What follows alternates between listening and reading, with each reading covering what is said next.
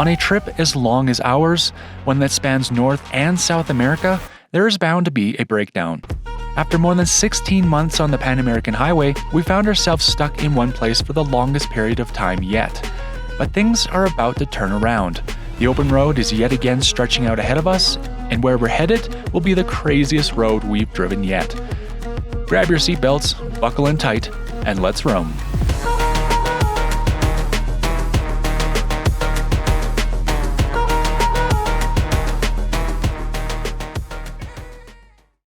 Some roads don't simply exist on a map. They live in your mind, calling to you in your sleep, filling your thoughts at work. The Pan American Highway, a road spanning the length of North and South America, a 30,000-kilometer road trip through more than 15 countries, is that road for us. Life to us is nothing more than a collection of moments, and we want to fill our moments with adventure. So for 18 months, we'll be driving south from Tuctayacta, Canada, all the way to Ushuaia, Argentina. From the Arctic to the Andes, through deserts, jungles, and the unknown, we'll live and wander in our self-built adventure mobile, seeking stories, chasing landscapes, and redefining what it means to us to be modern-day explorers. This is our journey.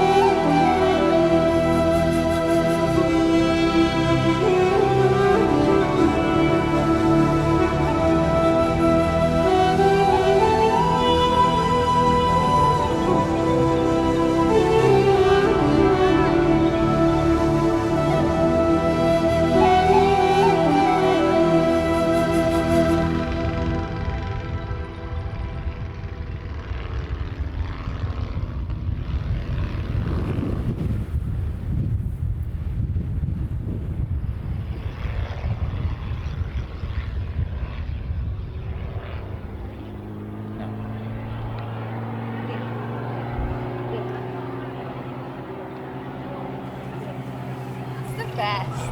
It really is the best. Going down a steep hill in the sand. Nothing better. Welcome to our little unintentional sliver of paradise. After breaking down in Nazca and rebuilding our starter in a gas station parking lot, we were able to get one last start. As soon as we had the van running again, we turned our wheels back north and headed straight for the city of Ica, making sure to leave the engine running until we arrived at our destination in the oasis town of Huacachina. At the time, we didn't know how we would tackle our starter issue, but what we did know is that we'd rather do it in comfort. Pool, bathroom, and showers. Luxury, as far as we're concerned. All right, we are going on some dune buggies. It's a 2-hour tour. And yeah, it's going to be an adventure. All these things are made out of old patrols. I think cut up Suburbans and FJ80s, Toyotas. So this is going to be fun. These beauties. Amiguita, 350? Sí. Bueno. We can do more fun. This is by far the most we've ever been strapped in.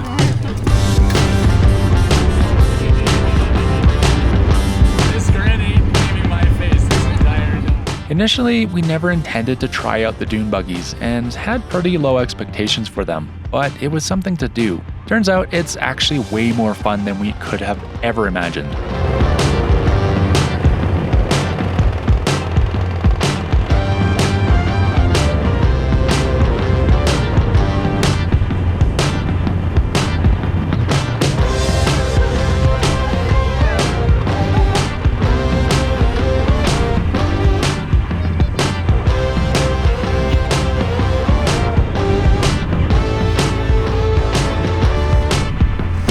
Remember, folks, leaf springs party harder.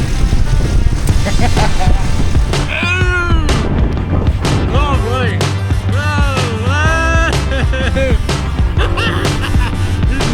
Woo!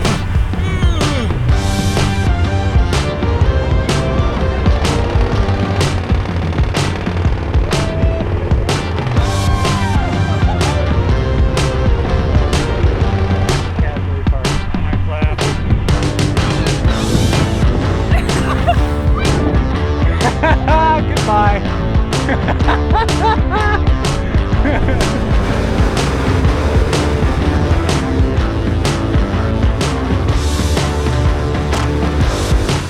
There's often the sensation that you're going to tip or roll when descending or traversing these dunes.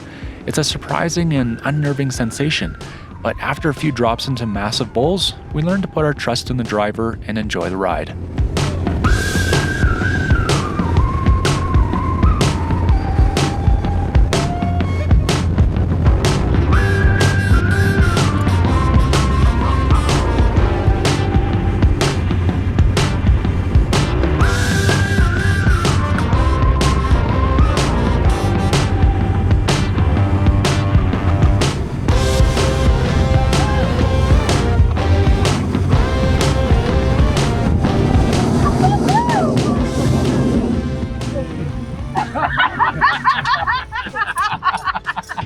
Joe!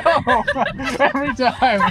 I just thought that's my only reaction. It's the only valid reaction. Oh. No.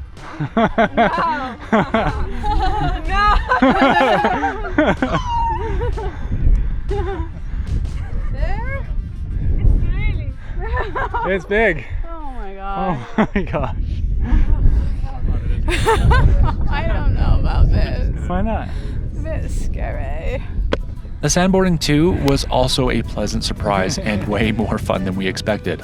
But let me tell you, these dunes are intimidating. Oh my gosh. Oh. I'm in. Okay. Listo.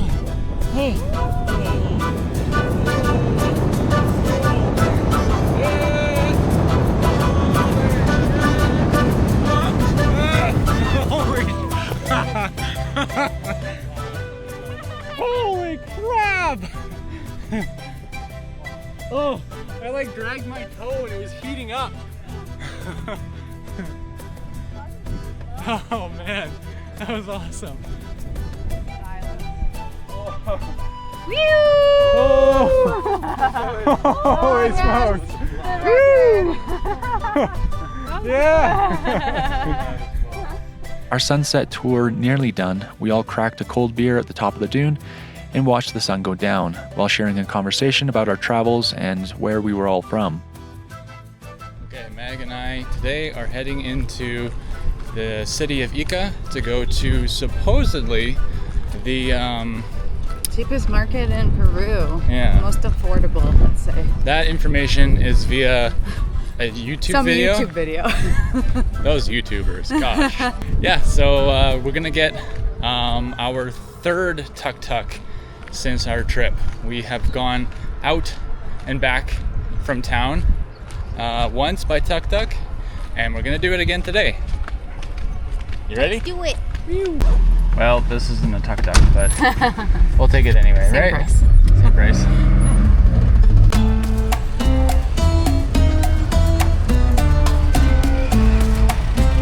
The drive from Huacachina into the bustling core of Ica is pretty short, only about 15 minutes. Taxis usually charge 15 soles and tuk-tuks 10 soles to make the trek. As there were no available tuk-tuks, we chose the only available cab at the time, and Meg got the driver down to 10 soles. We've learned to always barter, although it's typically uncomfortable for Westerners, namely me. It's part of the culture here, and Meg has no problem asking for a better price. Our driver dropped us off at the street corner just across from the Mercado, and Meg immediately spied some jeweled dates, something she hadn't found at any market until today.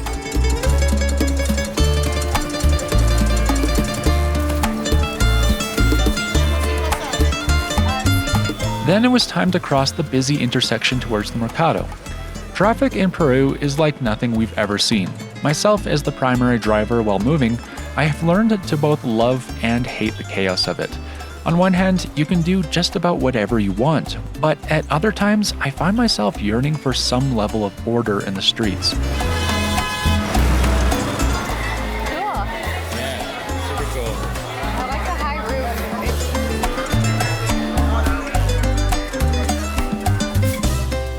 Then we finally entered the market. Mercado Arenales is one of Ica's busiest and most traditional markets, officially established in the early 2000s. With more than 1,000 stalls packed into a lively maze, it's where locals come for everything from fresh produce and meats to clothing, tools, and daily essentials. With over 20 years of operation, it's become a commercial anchor for the city and remains a vibrant, indispensable part of everyday life in Ica. Today, we're in search of a selection of fruits and vegetables, a little bit of meat, and some other small staples for the pantry. We've learned in our time walking through the various markets in South America that it's essential to make a pass through the entire market first, then start purchasing. There's always a stall further along that has a better price or nicer produce, so it's just best to scope the whole place out first.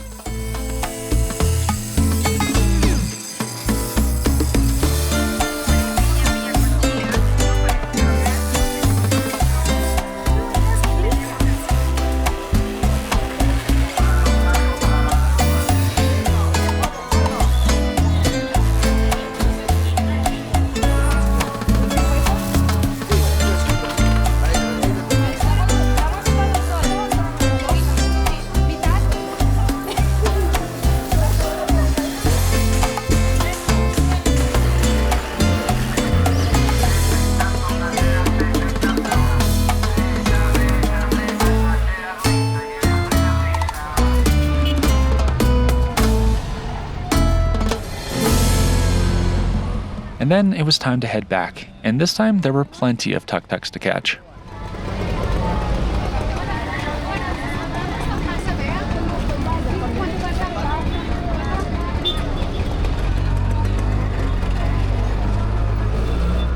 Riding around in these three-wheel scooters is a novel experience. They're everywhere in Latin America, but having a van to make it to places and rarely ever staying in towns, we've never really had a chance to ride in any. At first, I was a little hesitant to be riding around in a rattling death trap with zero safety features, but at some point, just like the dune buggies, you have to learn to trust your driver, and it really is amazing how these guys can weave through traffic. At this point, a tuk-tuk ride is a really enjoyable thing for the both of us.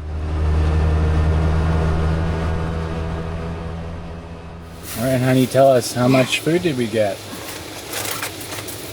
Too much food? Whoops. Yeah, we seem to have a lot of unpacked food there. You keep on pulling it out of your backpack. Oh. There's some more of it. Oopsies. Before we knew it, we were at the tail end of our stay in Huacachina. By then, we knew the town quite well, which means we had our favorite ice cream spot and had tried almost all the coffee shops. We'd sunbathed by the pool, taken dips in the heat of the day, and climbed the dunes at sunset for 9 straight days. Life kind of felt like it was on repeat. Although we cherished the ease of which we could sit in place, we were both getting itchy feet. This was the longest we'd stayed anywhere on this trip. We liked to move, we liked to see new things every day. This time away from the road was starting to make us feel stagnant. We'd most certainly experienced some new and fun things, but the call of the road starts to yell in your ear at some point and becomes impossible to ignore.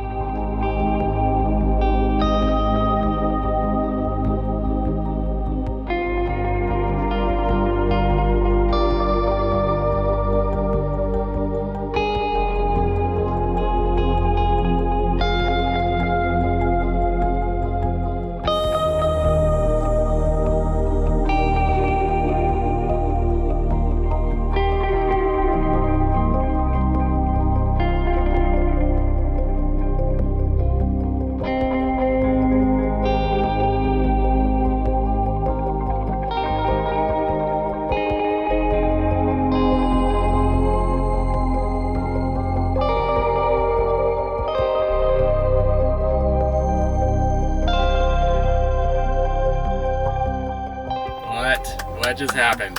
Our starter got here early. We can finally leave after 9 days. I was just preparing myself for it to be, mentally preparing myself for it to be late. What is that? Now we gotta make sure it works. Shut up. Don't say stuff like that. It's here, and it's made in India. Is that good or bad? That's where your people are.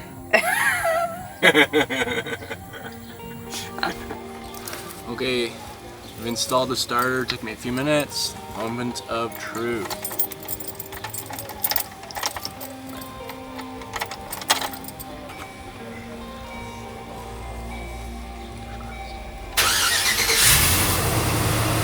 Oh yeah. Oh yeah. We are mobile once again.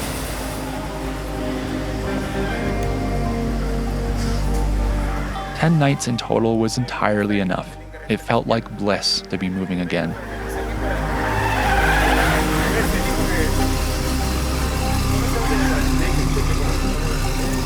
Well, we are officially free of our bonds. Free as birds.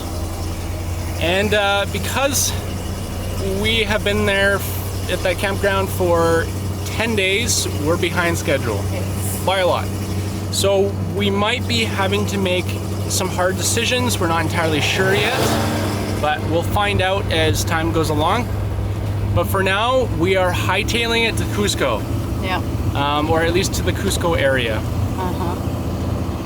Let's do this. We got like at least 2.5 long drive days.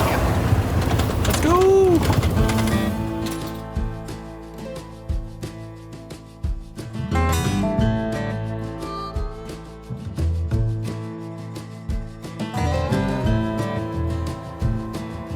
We made quick work of getting out of town and freeing ourselves of the bonds of a bustling population center. We passed by the Nazca lines for the last time and then entered into the town of Nazca, eventually passing by the fateful gas station where we'd broken down. Well, there's the gas station that we were broke down at for 24 hours. Good man. Just stayed right there. Good man. It's the wrong side of the road, sir. Soon after leaving Nazca, we began to climb up into the mountains, leaving the desert behind by way of winding and truck-laden highway. We'd eventually wander into yet another new and interesting biosphere, one that is high and dry, resembling peaceful mountain plains, but we knew they were anything but. Our climb would take us from sea level all the way up to 4,000 meters, where eventually we'd be crossing the very northern terminus of the Altiplano, a region of South America we'll be getting very well acquainted with in the coming months.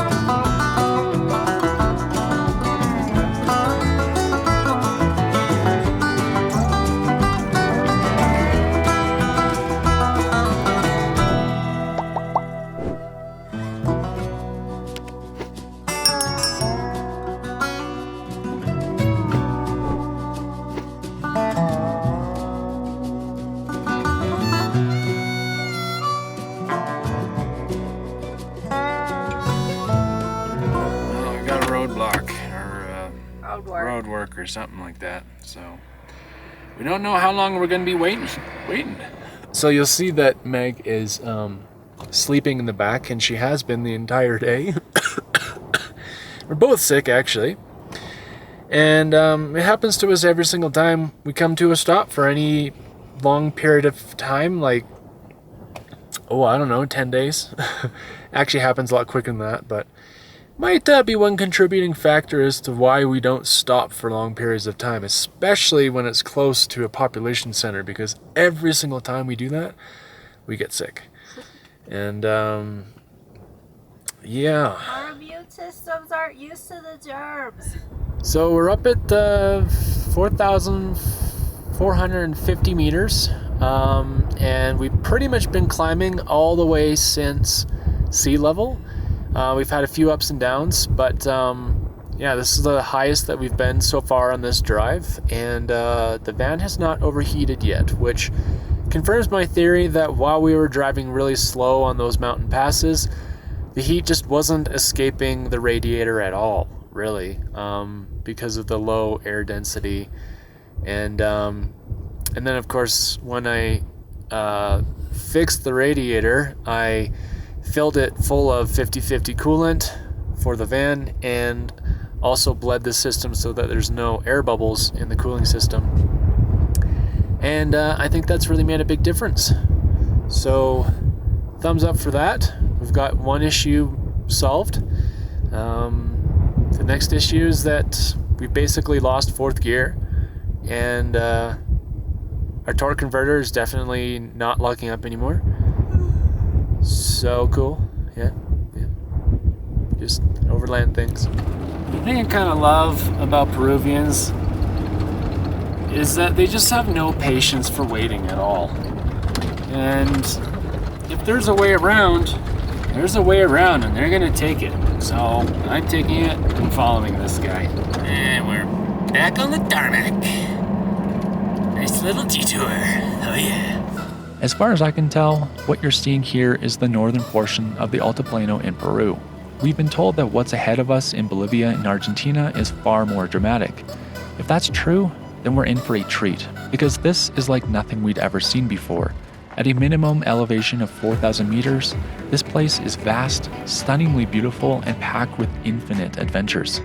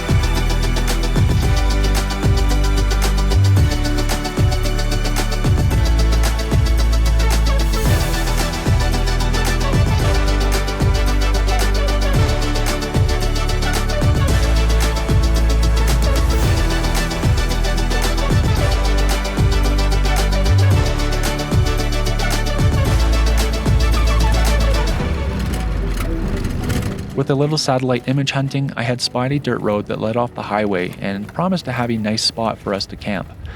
Perhaps I make it sound like a challenging thing to do, like I have to scour maps for hours every day just to find camp. In reality, there are dirt roads leading off everywhere in Peru, and in regions like this, camp is never far off and almost always stunningly beautiful.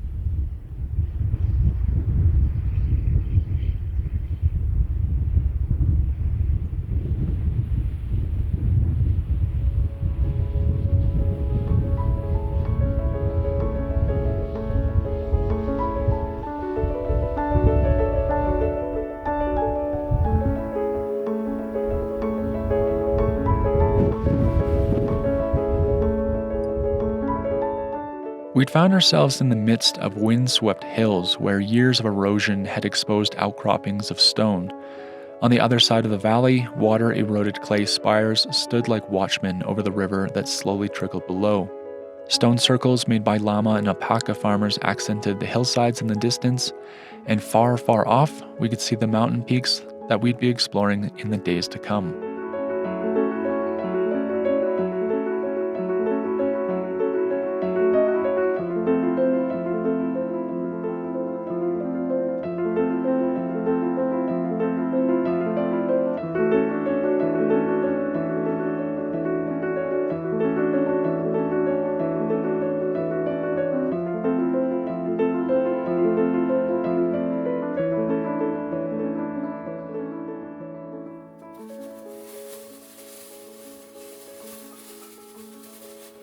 How you feeling, honey? I'm alive. She's alive. I made it. So this is the first time that we've woken up to frost, like a full frost covering outside in a long, long time. Is it? Yep. These are the environments that we built Betty for. This is why we have so much insulation in the walls, is so that it can be freezing cold outside and we're in here. And our body heat basically heats the interior of Betty, which is pretty fantastic. Yeah. It's time for coffee now. Hello, everybody! Okay, this is fun. There's a herd of llamas just surrounding the van. There's so many of them.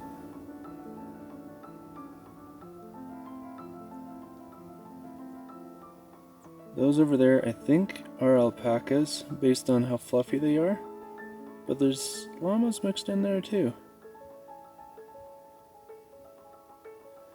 Oh, hello, fluffy friends.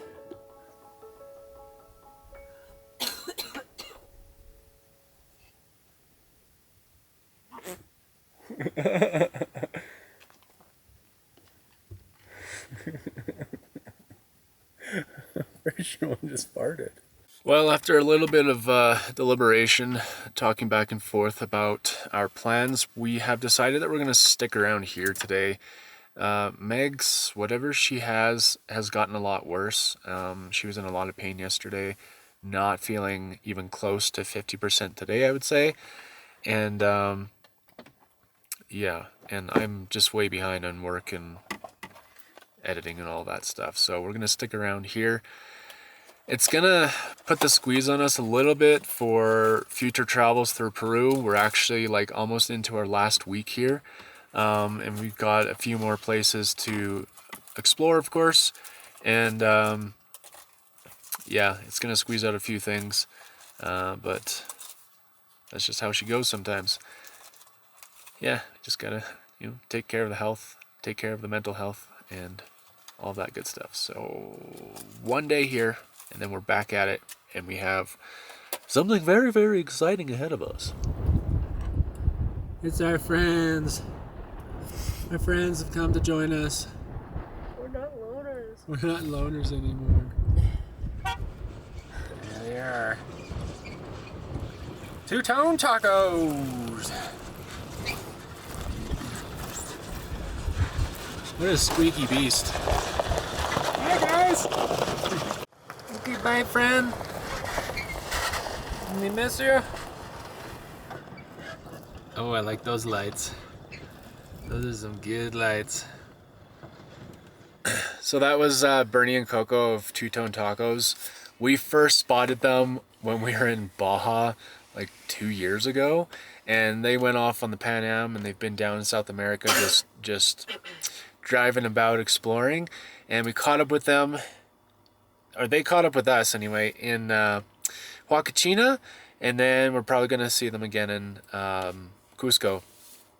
And they they stopped in actually to make Meg soup because she's not feeling well, but there's a bit of miscommunication on my behalf, and Meg made soup. So we just chatted with them for a little bit, and they are on their way to go to Machu Picchu. So they have to continue driving into the night. Yeah, We'll chase them down. Our second morning was notably lacking in frost and wind. We'd be departing in search of a planned route, a route that, when done, we'll not soon forget. Well, is it finally time to move? Yeah. How you feeling? Not so good. Not so good. Had a bad sleep. No sleep, really. No sleep. Yeah, you were up coughing and hacking like every half an hour, it seemed like. I don't do well when I can't breathe out of my nose. I just can't sleep when I can't breathe out of my nose. It gives me such a big headache to mouth breathe for so long, so hopefully the snot clears today and I can sleep tonight. We've theorized that maybe what's happened is Meg caught the cold that I got, and then we raced up to elevation, and it just exasperated the cold that I had in her. I don't know if I mentioned that already, but yeah. We're going to be heading down in elevation to like 3,000-ish meters today. Our friends Coco and Bernie reported to us that apparently as soon as we get out of this spot where we are, we just like plunge 1,000 meters. So that'll be really nice for the whole sleep thing. And I think we might wind up at one more campground before we actually start on the route that we're going to be doing. So let's get out of here. A few months ago, I stumbled across a video of some motorcyclists driving this crazy-looking route that I thought for sure was either in Afghanistan or Pakistan. But turns out it was in Peru, and on the way to Cusco, so I pinned it on my map and kept it in the back of my mind. Today, we'll be driving the Karkaterra tunnels, the scariest adventure route we will ever drive in Peru. The little ear tassels.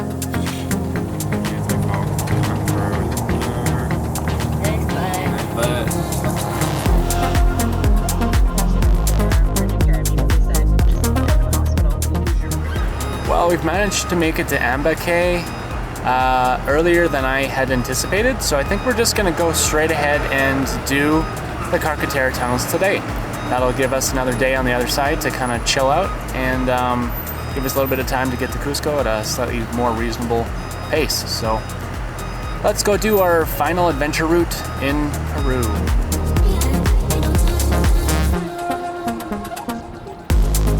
Leaving Ambake, we climbed and climbed. The road eventually changed from tarmac to gravel and then began to narrow.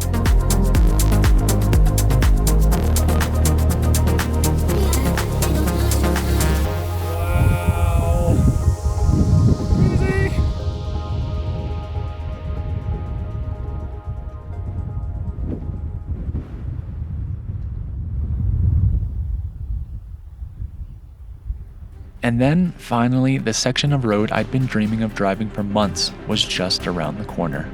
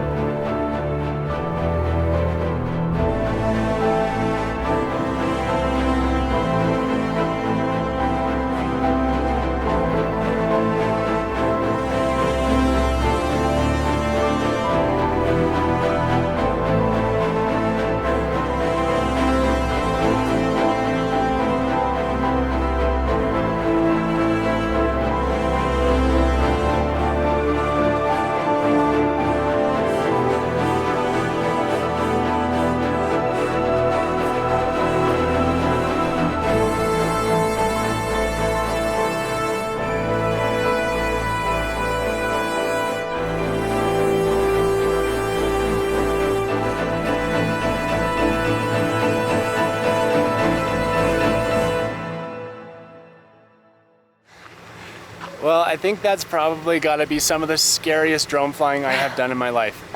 Oh my gosh, my hands were sweating so much. I was just like, la la la la la. Yeah, she's just driving away. Driving. And I'm like, I'm gonna crash the drone. Don't say that sort of stuff. My hands are like still shaking. All right, what do you guys think? Leave a comment in the comment section below. Is this the craziest, scariest road we've ever driven? I think so. I see bath time coming up. You're really gonna have a bath? I want to get something wet.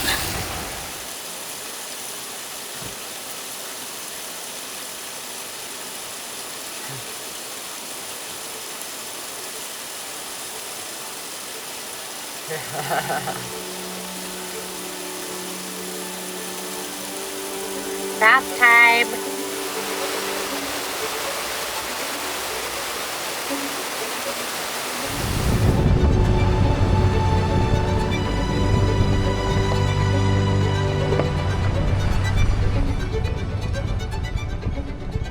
The remainder of the way out was probably the smoothest gravel we'd ever driven in all of Peru. We simply couldn't figure out how it was so smooth.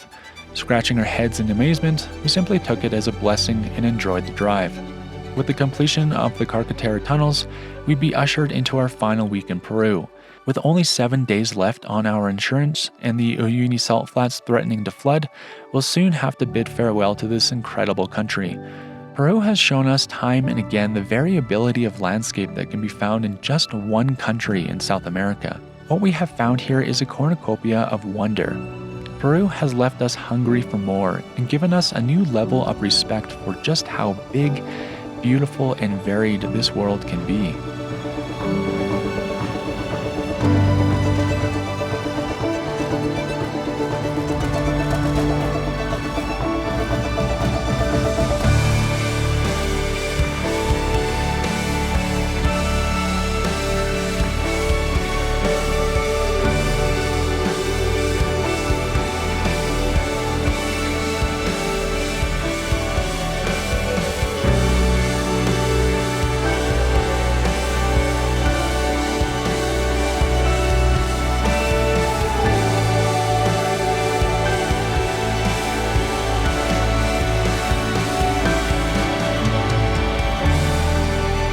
Thank you for being here along with us on this journey. We hope in some way we sparked your curiosity.